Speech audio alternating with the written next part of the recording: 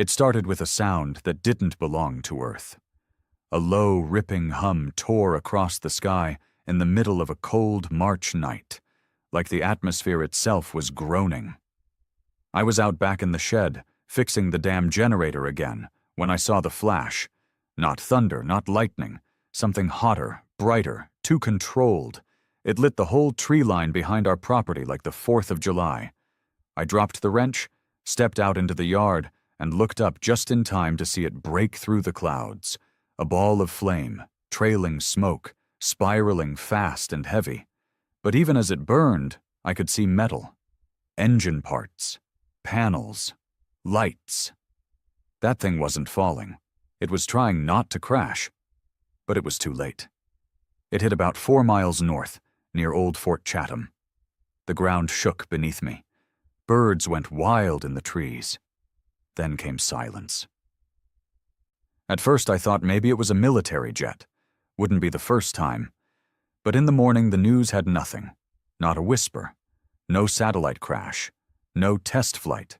No weather anomaly. Just the same recycled noise about political bullshit overseas and the markets bleeding out again. But that night changed everything. By Tuesday, people in the county started talking. First, it was just rumors. Someone's kid saw a fireball near the river. An old drunk claimed the sky peeled open and sang to him. Another man swore he saw creatures walking across the pasture before dawn. No one believed them. Not really. But then the power started going weird. Blackouts for minutes at a time. Cell towers dropping. Static on every channel. Radios picking up voices that didn't belong. Not human. By Friday, the government showed up. Quiet. No badges. No flags. Just black trucks and pale men with the kind of eyes that say too much and nothing at the same time. That's when we knew. It wasn't just a crash. It was a landing.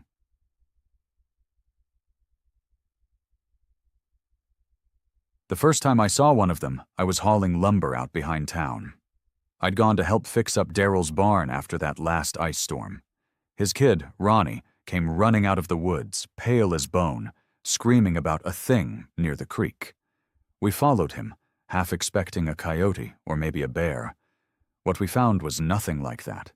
It was tall, gaunt, skin like metal and ash, with long limbs and eyes that shimmered like oil.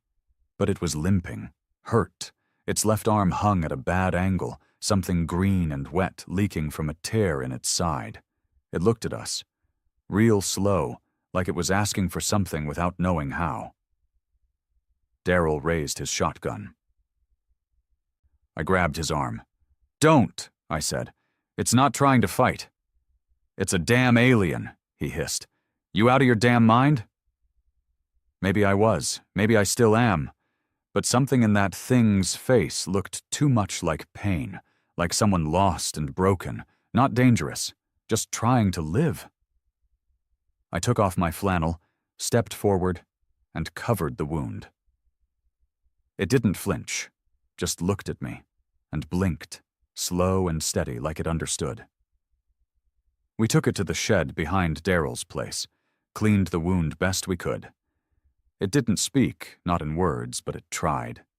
Soft sounds, patterns, like it was mimicking, trying to learn, and it did. Fast. Within a day it could say my name. It called me John.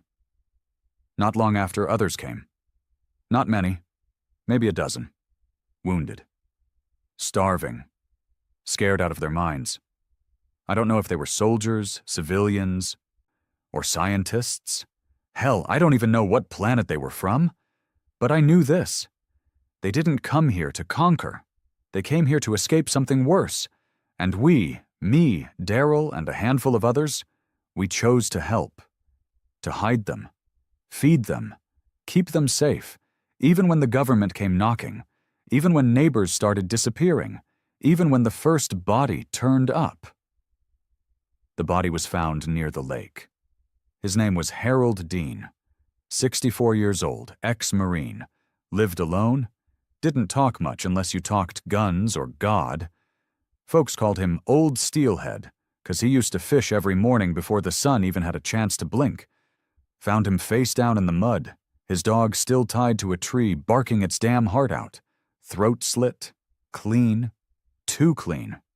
Sheriff pulled me aside at the diner that morning. Told me Harold had seen something a few days before he died. Said it was not human. Claimed it walked like a man but had a face like a haunted machine. Said it spoke in light and vibration. Everybody thought Harold was just dipping back into the bottle. But now people started listening. Word got out quick. You can't keep things like this quiet in a town where the church bell still rings on Sunday, and the kids still ride bikes down gravel roads. It spread like wildfire. Aliens. Invasion. Killers. I heard one guy say they were harvesting organs. Another swore his cousin's cousin saw them eating a raccoon alive. All lies. But lies spread faster than truth ever could. I tried to lay low. Keep my head down. Daryl, too. We moved the wounded alien. He called himself something that sounded like Resh, though I don't think that was his real name, into an old storage tank we gutted out behind the cornfield. No heat, no light, just enough blankets and canned food to keep him alive. His skin was cracking. The cold was killing him slowly, and I could see it in his eyes. He knew it. But he never asked for more. Never begged. Just looked at me with this strange kind of peace, like he was grateful just to still be breathing. That's when I realized they'd been through worse than anything we could imagine. One night, Resh managed to speak something close to English. Not perfect, but clear enough. He said, "We fled war, not want war, not kill man, just live." His voice sounded like metal rubbing against metal, but behind it, I heard something else, something human. Pain, regret, hope. That night I sat in my truck staring at my own reflection for damn near 2 hours. What the hell was I doing? Harboring an alien, lying to my own people. If the sheriff found out, I'd be jailed. If the wrong neighbor found out, I'd be shot. But then I remembered the look in Resh's eyes when Daryl stitched him up. That was the look of someone who had nothing left. You don't turn your back on someone like that. Not even if they're from another goddamn galaxy.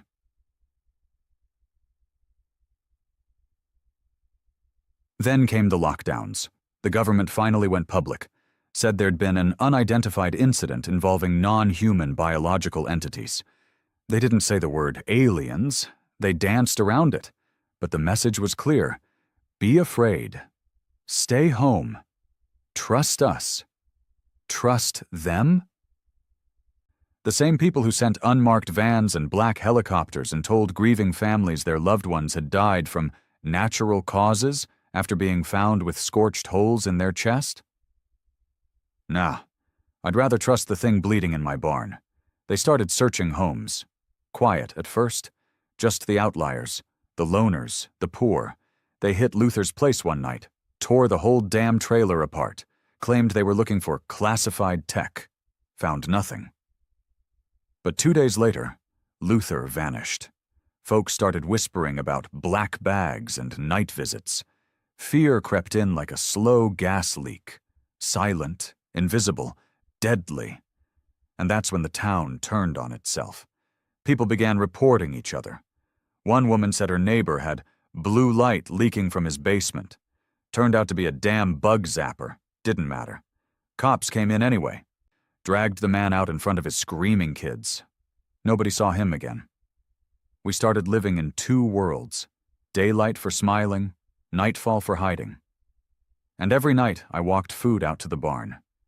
Every night I sat with Resh, listened to him speak in half-broken words about the war they ran from, about the machines that turned on their creators, about the stars that burned because of choices made too late. He wasn't a soldier. He was a teacher, a scientist. He'd lost everything. And he called us kind. That broke me. We were never kind, not really. Not to each other.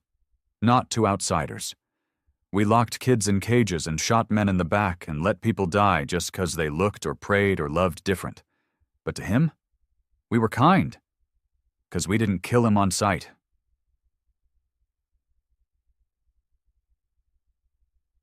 One night, everything changed. Daryl's kid, Ronnie, was out past curfew, slipped out to meet some girl from town, ended up in the woods, where he saw something he wasn't supposed to see. A second group of aliens, not refugees, not wounded. These were different. Tall, armored, fast. And they were looking for Resh. Ronnie swore they scanned the ground with these rod-like devices that made trees wilt when they passed. He said one of them stopped and whispered something that made his teeth ache. He ran straight to Daryl. We knew what it meant. Resh wasn't just hiding from war, he was being hunted. And now they were here. Daryl wanted to run, take his family, head to the mountains. I don't blame him, but I couldn't. I looked at Resh that night and asked him the one question I'd been burying since this all started. Why'd you really come here? He paused. That's what struck me. He didn't rush to lie. He just sat, breathing slow, his eyes dim. Then he said, Your Earth was last star we knew, not destroyed. Not saved, not safe. Just not destroyed. We crashed, not plan, but your air, your life, is pure. They will want it. That hit me hard. We were a backup plan, a last-ditch shelter. And now the wolves had sniffed out the den. I didn't sleep that night. By morning, the sky had changed. Dark clouds, but not storm clouds. They hung too low, didn't move. People said it felt heavy, like the sky was pressing down. Then came the sirens. Not our sirens, not police or weather or military. This was a deep, trembling hum that rolled through the ground and shook the bones. People fell to their knees. Birds dropped mid-flight. Power surged, then died. The invasion had begun. It wasn't a full-scale attack. Not yet, just scouting runs, fast strikes. They hit the power plant, they disabled drones, they knocked out communication lines and satellite feeds. But they didn't kill civilians, yet. They were looking, sniffing around, searching for something, for Resh. And we had him. Now the question was, do we give him up? Or do we protect him? The town gathered that night in the church basement, packed tight, angry, scared, armed. They knew someone had snitched. Probably Daryl's kid, maybe by accident. But it didn't matter. The secret was out. They stood in a circle like a damn trial, pointed fingers, shouted, "He's hiding it! He's risking all our lives! Turn it over before we all burn!"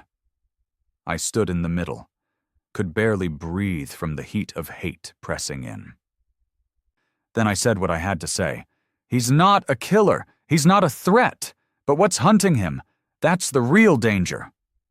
Then give him up, someone yelled. Let them have him. No, I said, 'cause the second we do that, we ain't human anymore. Silence.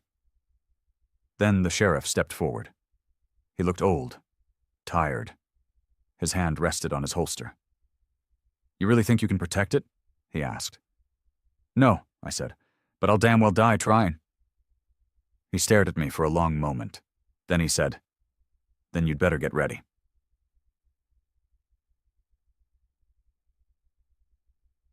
That night, the town split in two. Half wanted blood. The other half wanted survival. And me? I just wanted to do the right thing, even if it got me killed.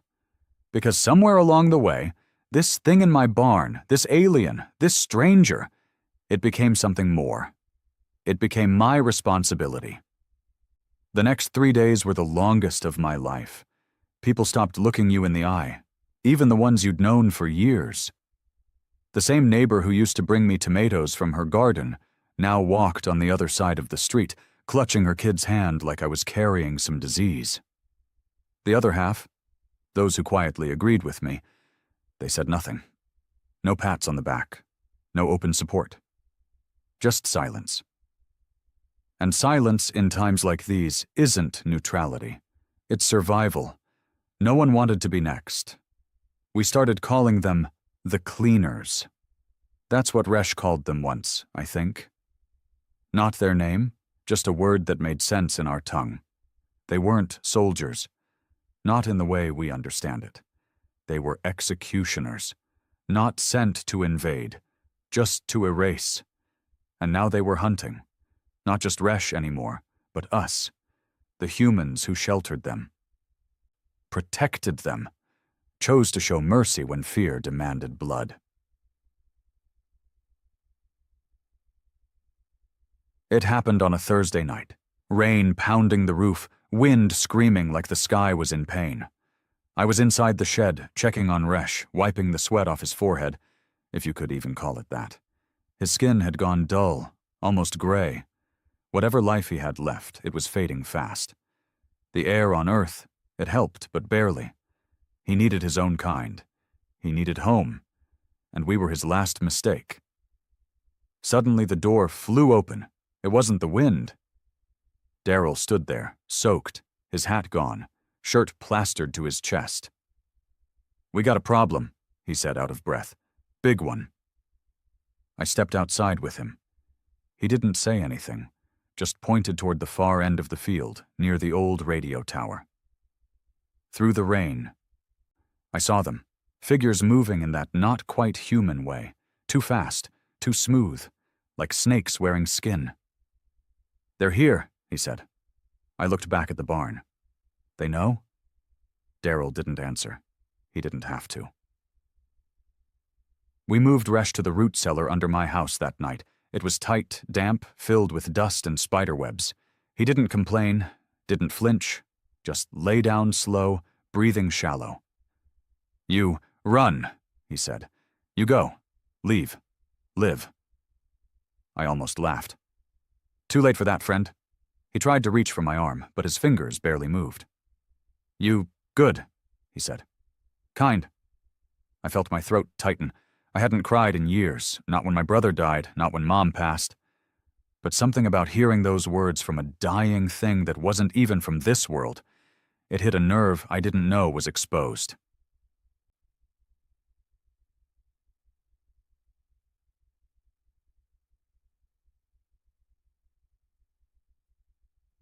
That night, they took Ronnie, Daryl's boy.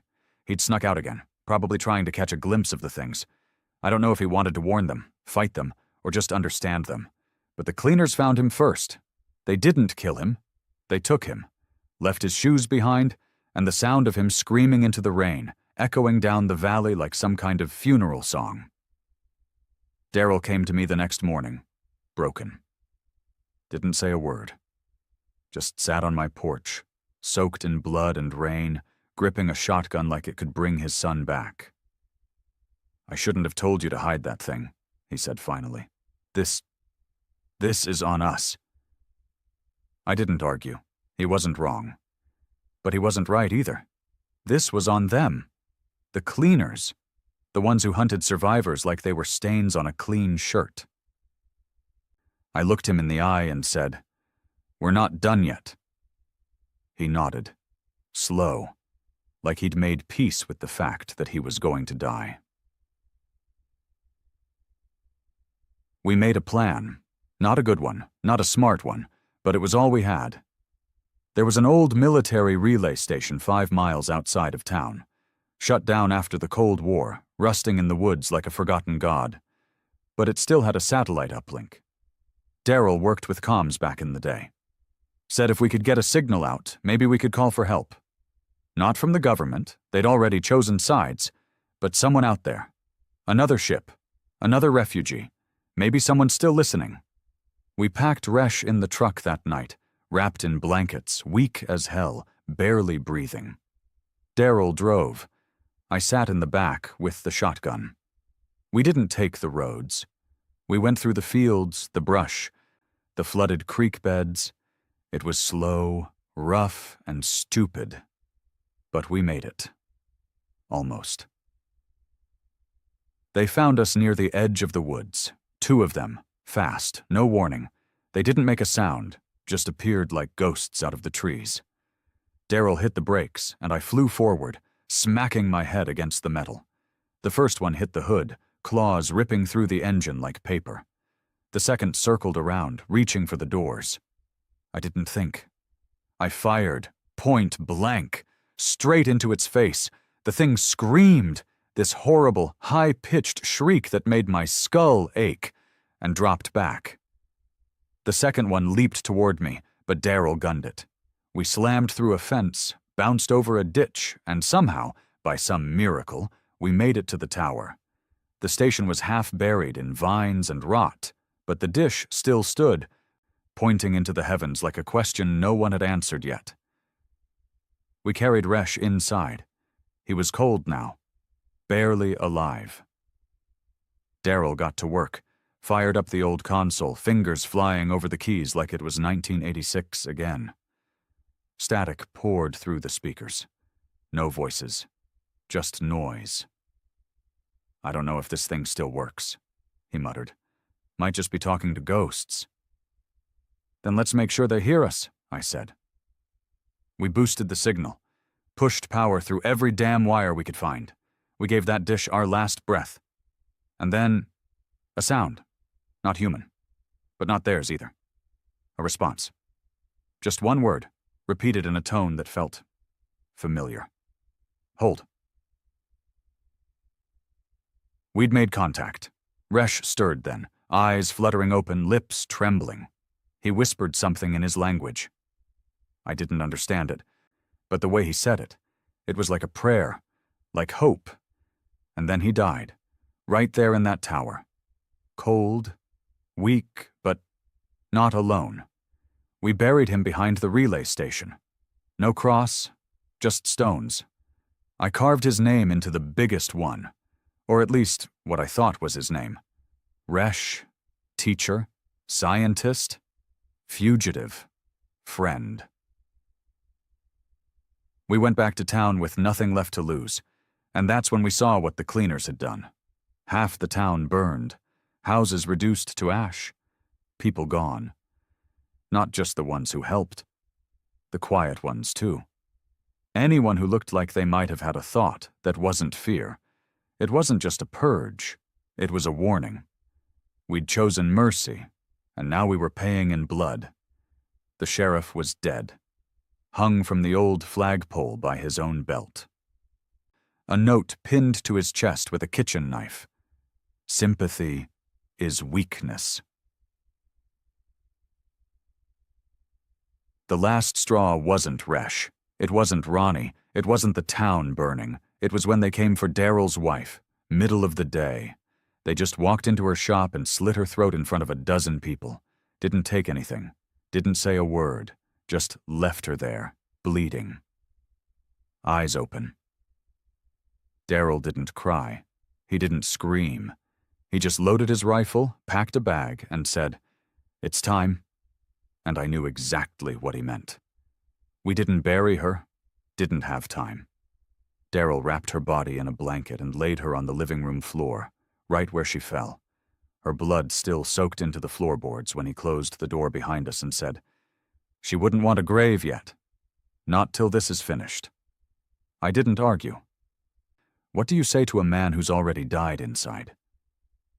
The town was a ghost by then.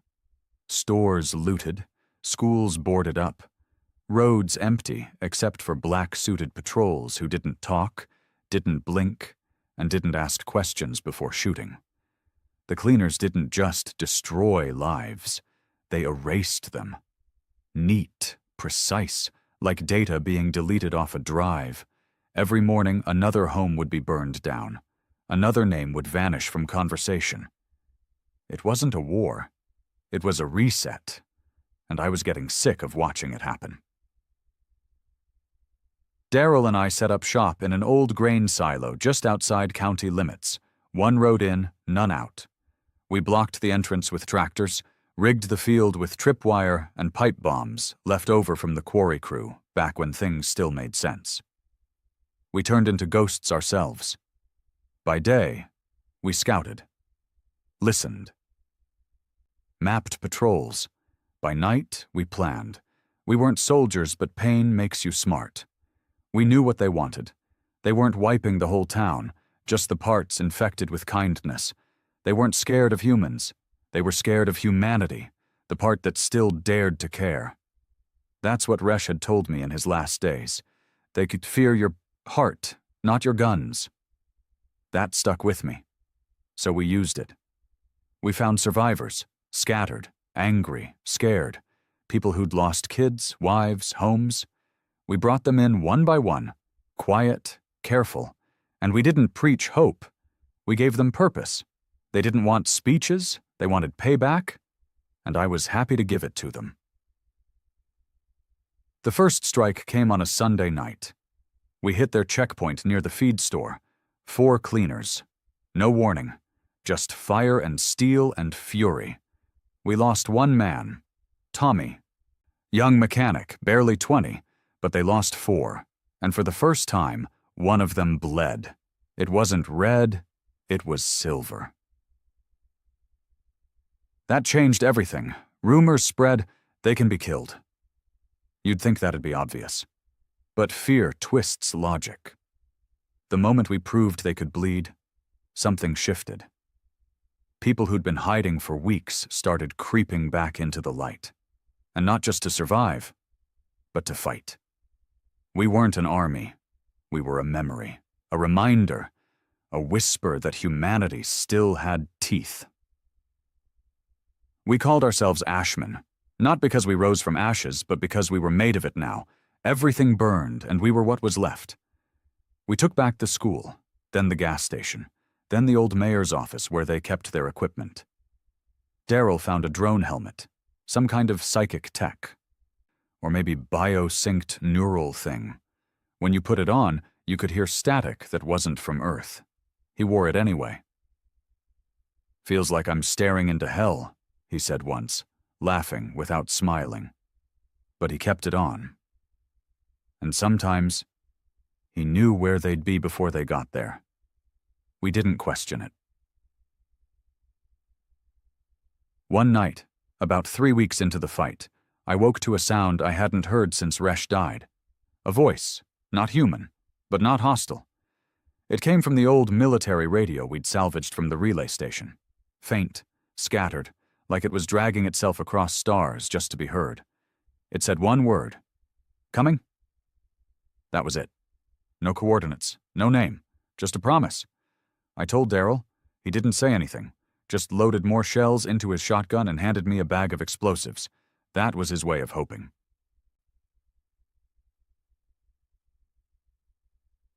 Things got worse before they got better.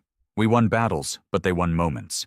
The cleaners didn't just fight with weapons. They fought with pressure, psychological breaks. They left messages carved into the skin of their dead, left heads on porches, sent hallucinations into our radios, voices of the people we'd lost. One night I heard my brother's voice, begging me to come home. He's been dead 5 years. Another night, Daryl shot at nothing for 15 minutes straight, then fell to his knees whispering his wife's name over and over. They were trying to crack us, and for a while, I thought they might succeed.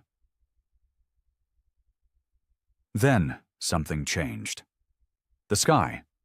It was subtle at first, a low hum that returned each night like a heartbeat in the clouds. Animals stopped running, birds flew in strange patterns. Even the cleaners moved slower, like something was wrong. One night we climbed the water tower, looked out past the treetops, and we saw it. A shape, black, colossal, hanging just beyond the edge of space, not moving, not pulsing, just waiting. "Is that them?" Daryl asked. I didn't answer. Because the truth was, I didn't know. The next morning we found something in the woods. It wasn't a cleaner. It wasn't human either. It was like Resh. Same structure, same eyes, but different, stronger, armor built into its body like bark growing from flesh. Its legs bent wrong, and its voice, when it spoke, sounded like thunder passed through a flute. "You sent signal," it said. Daryl raised his rifle. I stepped in front of him. Yes, I said. You sheltered our fallen, it said. You fed him, buried him. Yes. It nodded once. Then looked at the sun like it was trying to calculate something.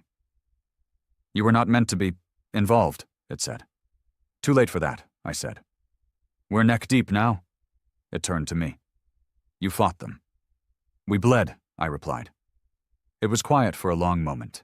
Then it crouched, reached into a slit in its side, and pulled out something that shimmered like wet glass. It placed it in my hand. What is it? I asked. It looked me in the eyes. Justice. We called it the beacon. It wasn't a weapon. It was worse. A signal enhancer. A tracker. Once activated, it would draw every ship in the sky with a friendly code. But it did more than that. It marked the cleaners. Like ink spilled into light, it made them visible to anyone listening. It was our flare. Our final scream into the void. That night, we planted it in the middle of town, right in the square, right where Resh had first been spotted weeks ago, and we waited. For one final night, we didn't hide. We stood tall. No masks, no shadows. We stood as humans. The cleaners came, all of them, 30, maybe 40. We were outgunned, outnumbered, and ready. The first blast took out the courthouse. The second took our legs out from under us. Daryl screamed. I watched a shard tear through his side. He kept fighting. We had rifles, Molotovs, and rage. They had tech, speed, and silence. But something was different. They were slower, dumber. It was like the beacon had dulled them. Or maybe they were scared of what was coming. Because in the middle of all that chaos, above the blood, the screams, the smoke, we heard it. That hum in the sky. Louder, closer. And then, a light. Not fire, not a bomb, not a weapon, just light, warm, heavy, deep. It fell like rain, but it burned like truth. The cleaners stopped, frozen. One by one, they turned to the sky and screamed. I'd never heard fear from them before. It was beautiful. Then they vanished. No explosion, no final charge. They just turned to ash, and the wind took them. We collapsed after that. Daryl passed out. I dropped to my knees, eyes locked on the sky, and in that black velvet above us, where the stars used to hide, something blinked. Once, then again, then gone. They'd answered. Whoever they were, Resh's people, maybe something older. They heard us, not with words, but with choices. We buried our dead, the real ones this time. Built memorials out of rusted metal and broken glass, and for the first time in months. We slept. Not because we were safe, but because we weren't alone anymore. The sky was quiet again. No hum, no drones, no shadows moving in the treetops, just wind. The kind of wind that comes after a storm.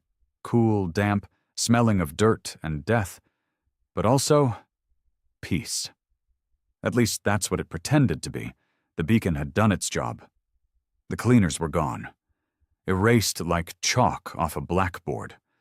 One second they were ripping through town, the next they were screaming into dust. I didn't know where they went, or what power had come from the sky to take them. But I knew this. It wasn't us that won. We just survived. Daryl was alive. Barely. He'd taken shrapnel to the ribs, lost a lot of blood. We patched him up with duct tape and painkillers.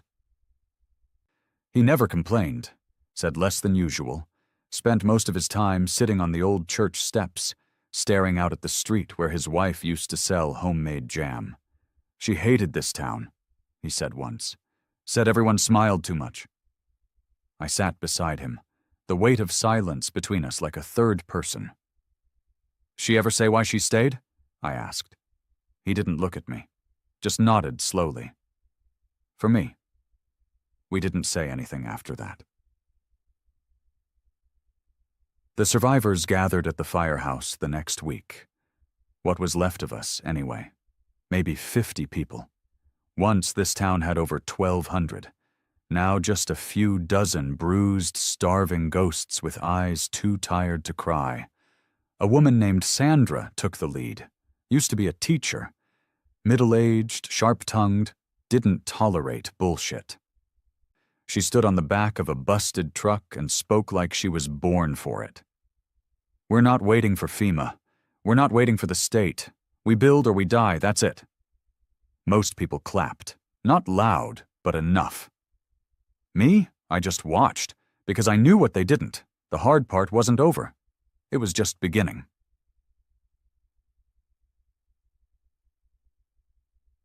See, survival doesn't fix a broken soul.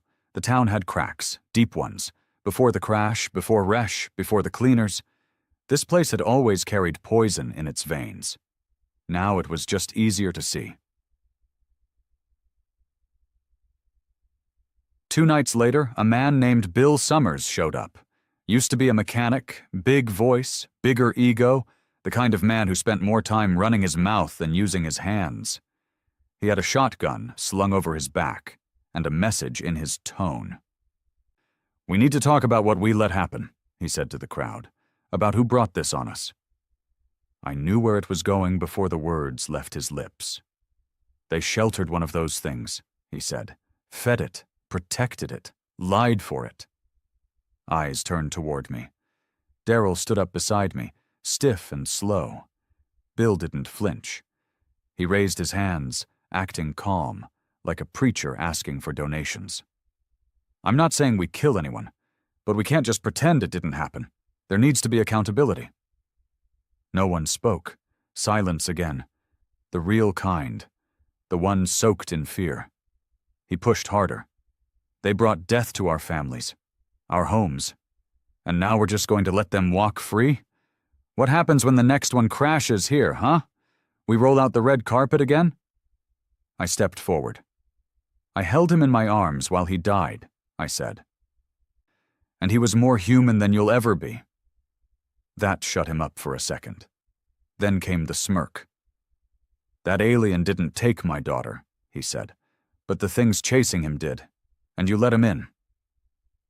There it was, not anger, grief, the kind that rots slow.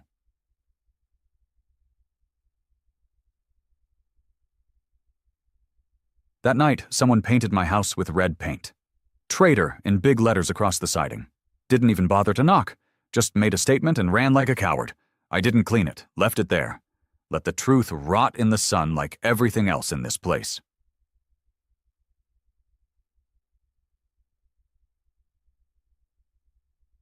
Sandra tried to calm things down, tried to unite what was left, organize shifts, ration food, get water pumps running again.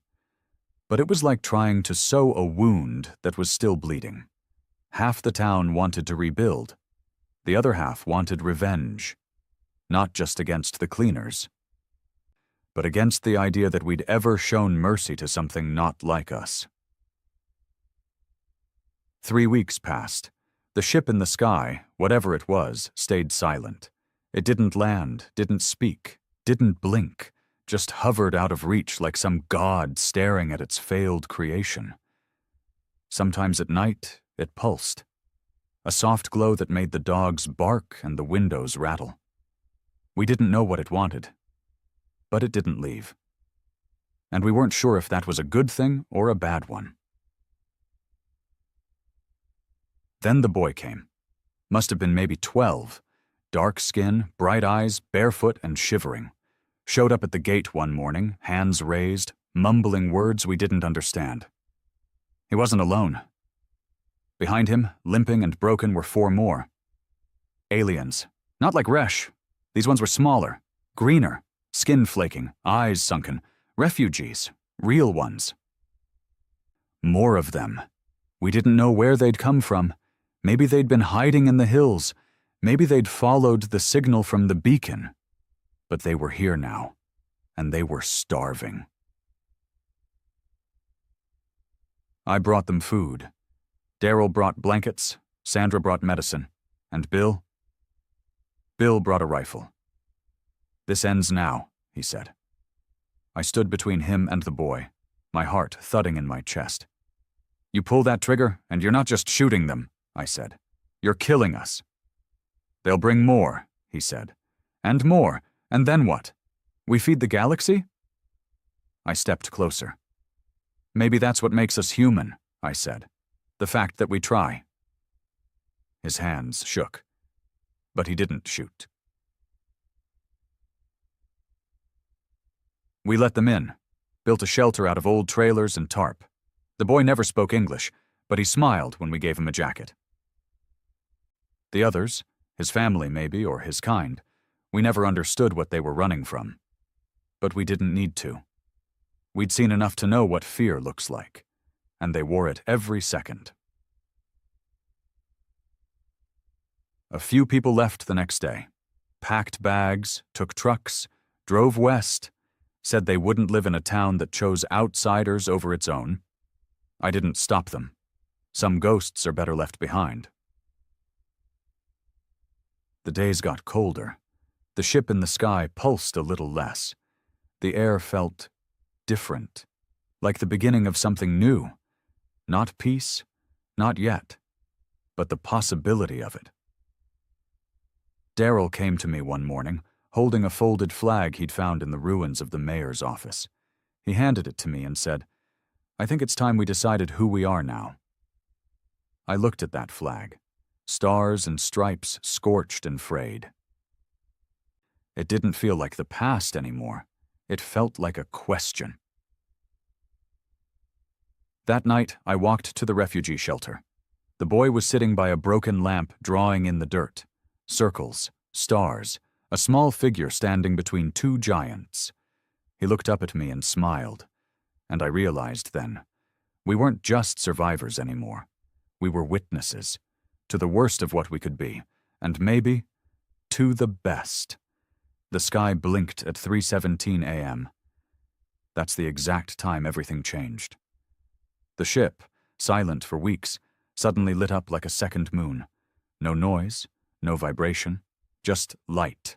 Cold, white light that cut through cloud and bone like a surgeon's blade. I was awake, of course. No one really slept anymore. You'd get a few hours here and there, but real sleep, the kind that made you feel safe, that left this town a long time ago. I was sitting in the watchtower, hands around a lukewarm thermos when it happened. One moment the stars were normal, the next they were gone, swallowed by the glow above. And then I heard it, not a voice, not exactly, but something inside my head. It spoke in pulses, not words, not language, just meaning. Heavy, slow, like thought being forced through thick oil, but I understood it, not because I was smart. Hell, I barely made it through high school. I understood because it wasn't talking to my mind. It was talking to the part of me that had lost something. The part that buried Resh.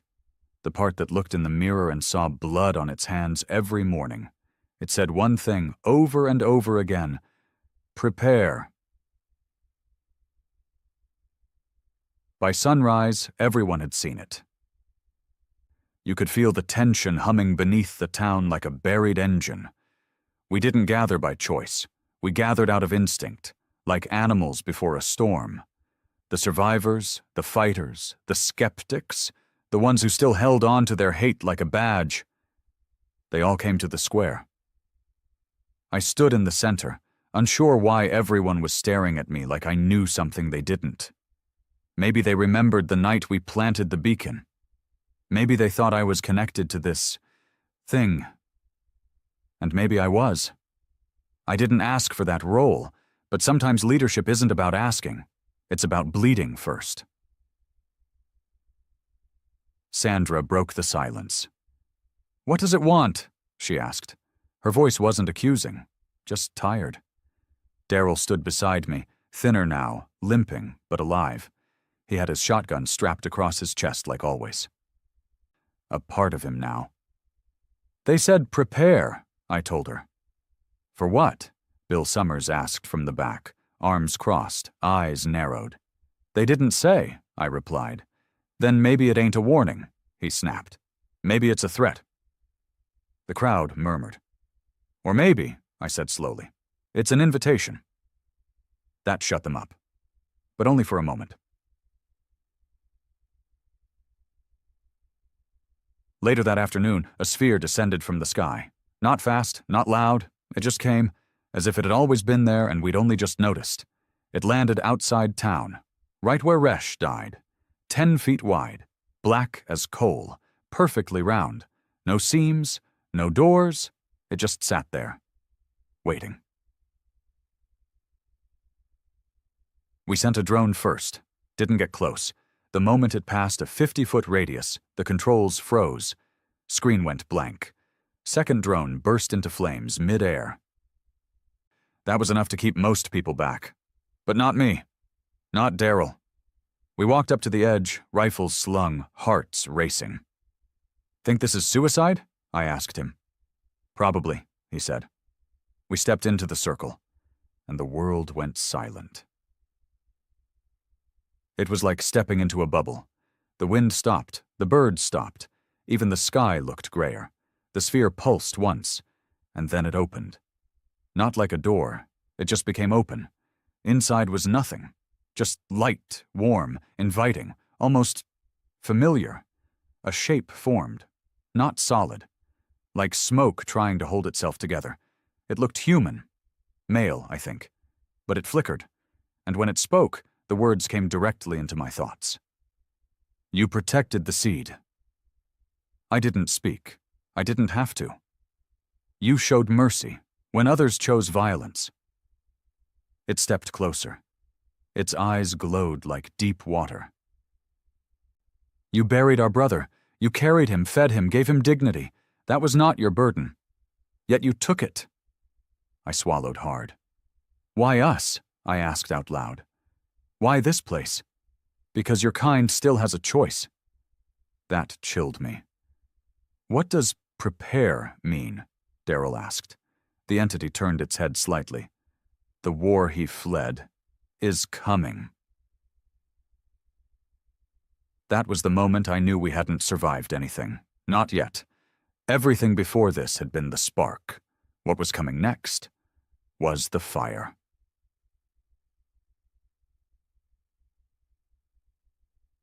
It told us everything, in its way, not with dates or weapons or strategies, but with truth. Resh's people had been hunted across galaxies, not because they were dangerous, but because they had something others feared. Memory. They remembered their past, and passed it on. They didn't erase their pain. They learned from it. The ones chasing them, who sent the cleaners, believed in perfection. No emotion, no legacy, no history, only function, survival without self. And Earth? Earth was a mistake, a planet that was supposed to collapse on its own, burn itself out. But we didn't. We endured. And now, we'd been noticed. I asked one question. What do we do now? The entity stepped back into the light. Choose. Then it vanished, and the sphere collapsed into dust.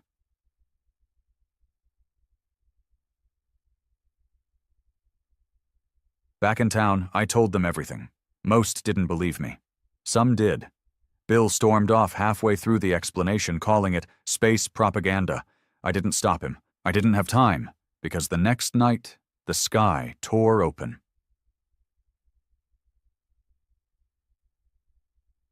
It wasn't a ship this time. It was a wound, a long, jagged gash that stretched from horizon to horizon, glowing red and violet, pulsing like a vein. Something on the other side was moving, waiting. The cleaners weren't coming. Something worse was. We only had days, maybe less. So we did what humans always do when the end is near. We argued. Some wanted to run. But there was nowhere to go. Some wanted to fight. But we didn't know what we were facing. And some, people like me, just wanted to protect what was left.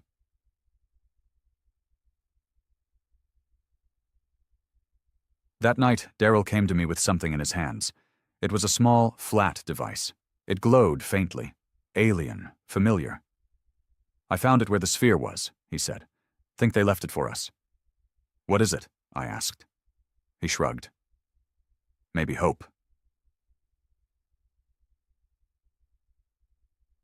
The device pulsed when I touched it, and suddenly my head filled with images, maps, weapons, coordinates. Not blueprints for attack, but tools. To shield, to preserve, a seed of defense, a way to resist. It would take time, people, sacrifice. But it was possible. We could fight. We could matter. I brought the device to the square the next day, held it up. "They gave us a chance," I said. "We can run, or we can build." Bill stepped forward. "I'm not dying for aliens," he said. "You're not," I replied. "You'd be dying for us." He didn't answer, but he didn't leave either. The line had been drawn, not between man and alien, but between those who believed in what humanity could be and those who were already dead inside. That night, the stars vanished again. But this time, we were ready to answer. We started digging the next morning. Not graves, trenches, barriers, defense lines. The alien device Daryl found, it gave us blueprints, layered with strange pulses and shifting diagrams that rearranged themselves depending on who held it. It was more than a weapon. It was alive.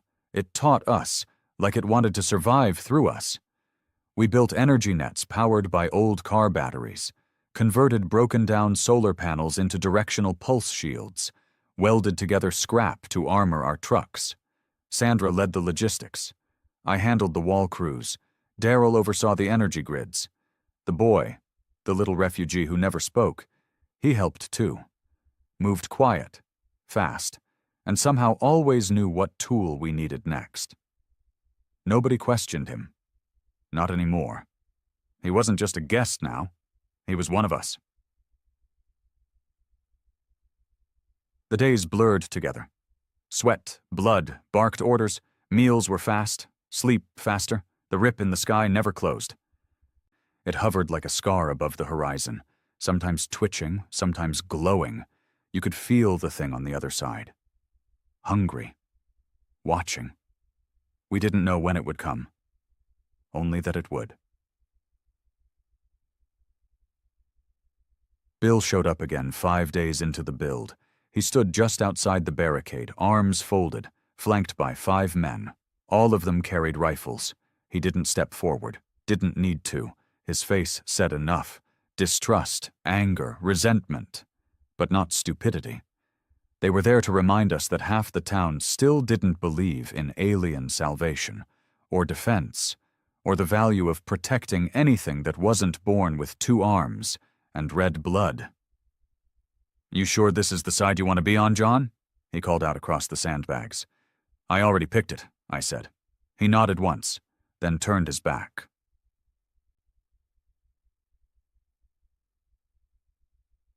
We didn't see him again for 3 days, and when we did, everything fell apart. It started with the pulse grid. 1 minute it was stable, humming with soft blue light. The next, it flickered, sparked, then collapsed. We rushed to the generators thinking it was power loss. It wasn't. The device was gone.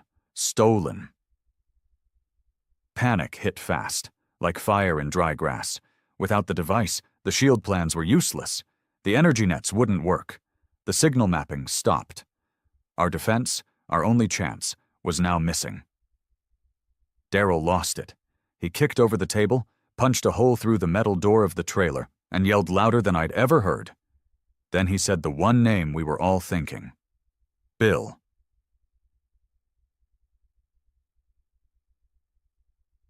We found them 2 hours later, camped in the old radio tower ruins.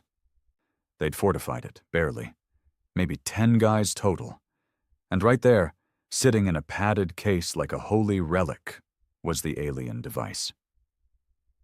I'm not giving it back, Bill said before I even opened my mouth. I stepped forward. That's not yours. It's not yours either, he snapped. It doesn't belong to any of us. You think you're chosen just because you babysat one of them? He trusted me, I said. And I trusted you. He didn't flinch. Trust's for people who don't lose everything. His voice cracked at that last word, and I saw it again. Not hate, grief, raw, rotting grief that had nowhere to go except rage. We're all going to die, I said, but at least let us try not to. He looked me dead in the eyes. No, you're going to die building bunkers for things that don't care about you. Me? I'm going to live by not playing hero. Then he slammed the door shut. That night, 2 of his men came crawling back to us under moonlight, eyes wide, hands shaking. They said the device had changed, that it was doing something to the air. One man claimed he couldn't sleep because the stars were whispering to him. Something's wrong with that thing, he mumbled, hugging his knees. It's not just tech. They were right. It wasn't a machine. It was a seed, not just of power, but of memory, and it was starting to bloom. We didn't have time to plan a rescue because at dawn it began. Toward the sky screamed, not thunder, not bombs, a sound like steel being peeled apart while crying. Then came the lights, not stars, ships, long black vessels like knives sliding from the sky. Not fast, not messy, precise, clean. That was their way. No heat, no flare, just arrival.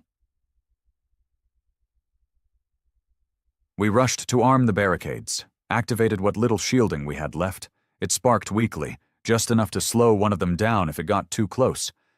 But we needed that device. We needed the knowledge, and it was in Bill's hands.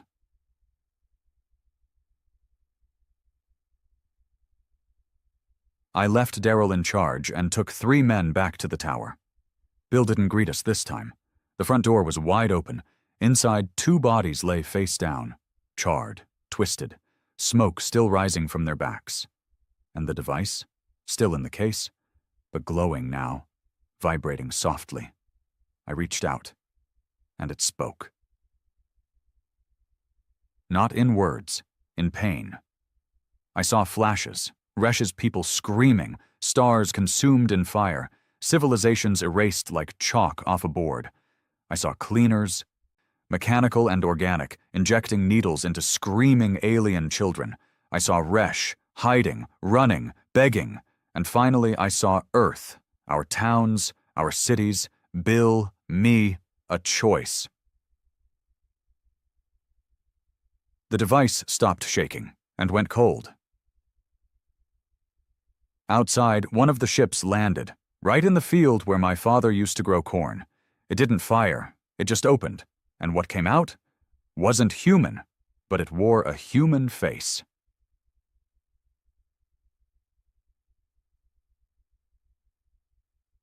It looked like a man, beard, tan coat, boots. Even the walk was familiar. But the moment it stepped into view, every dog in town began howling.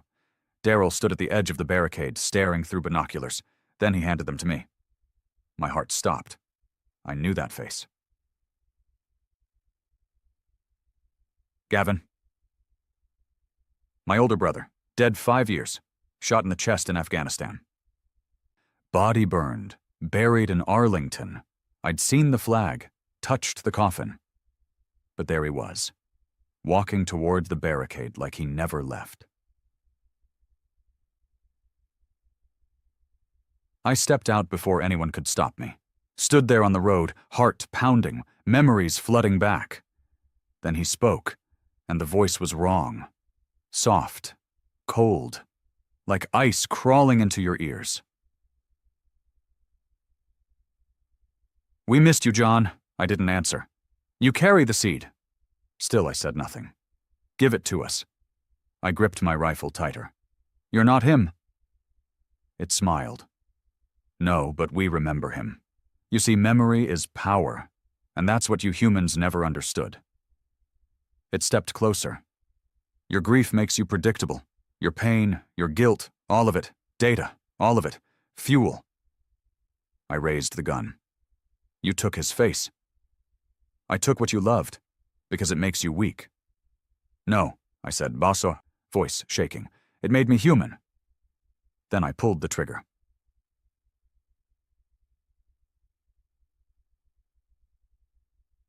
The bullet passed through its head. It didn't flinch, just flickered, and then disappeared. We ran back to the wall, alarms blaring, lights flashing, and somewhere behind all the noise and fear, the device pulsed again.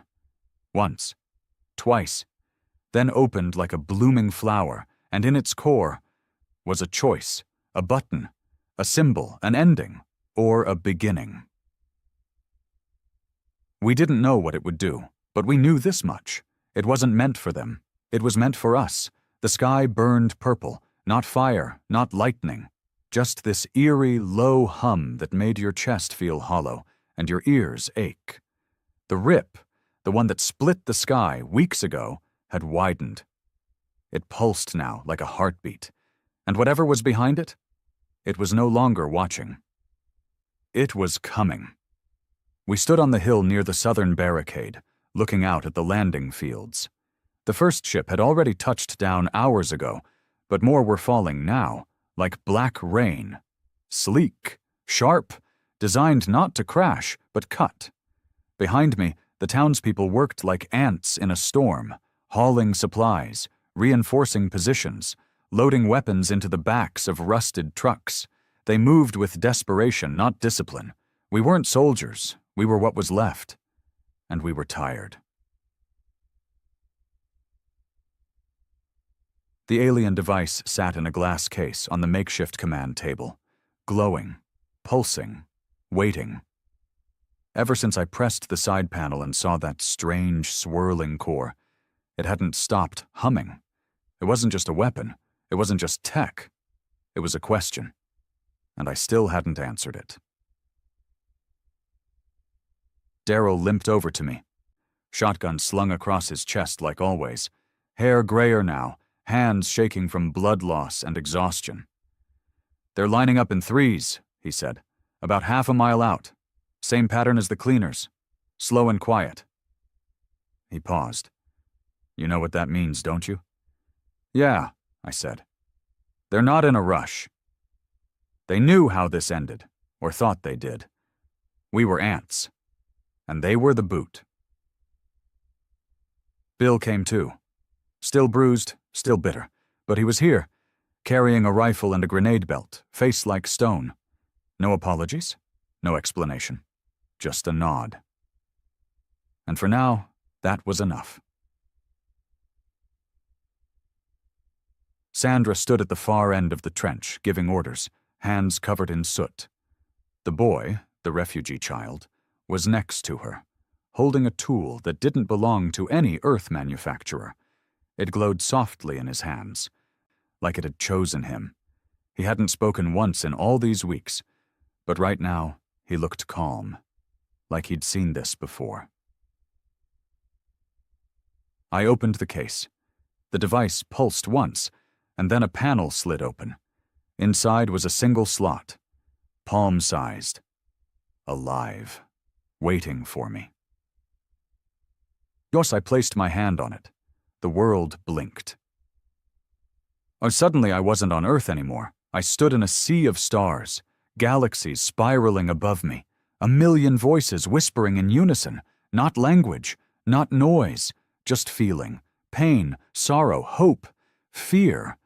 And then I heard a voice, not alien, not synthetic. My voice, years younger, before war, before Resh, before everything burned, and it asked me the final question. What do you want humanity to be? The question didn't come with time to think. It came with everything at once.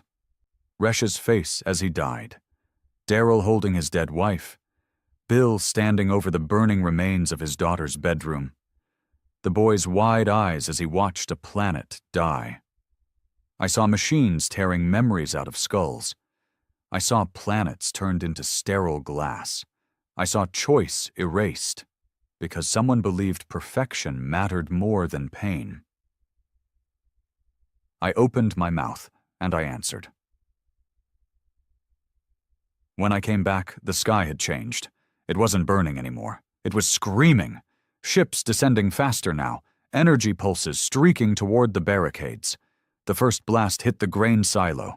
Fire, shrapnel, screams. People ran. Others fired blindly into the sky. But something was different. The device in my hand had changed. The glow was brighter now, purer. And then it rose from my grip like it weighed nothing, and pulsed. A shockwave exploded from its core. It didn't kill, it didn't burn, it woke. Every refugee, from the boy to the silent ones hiding in basements, stood straight, eyes glowing, and every human who had truly felt something during this nightmare, dropped to their knees. Because in that moment, we all remembered everything. Not just from Earth, from them, from Resh, from the dead stars, from the ones who refused to erase pain, from the ones who believed memory mattered. The pulse spread across the field, and when it reached the first alien ship, it stopped. Dead, just dropped. No explosion, no fire, just a silence so heavy it bent the trees. Then the second ship fell, then the third, and then they all did, one by one, until the field was nothing but silent, black metal lying limp in the dirt. We didn't cheer. No one screamed victory. We just stood there, because we knew what we'd just used, and what it had cost.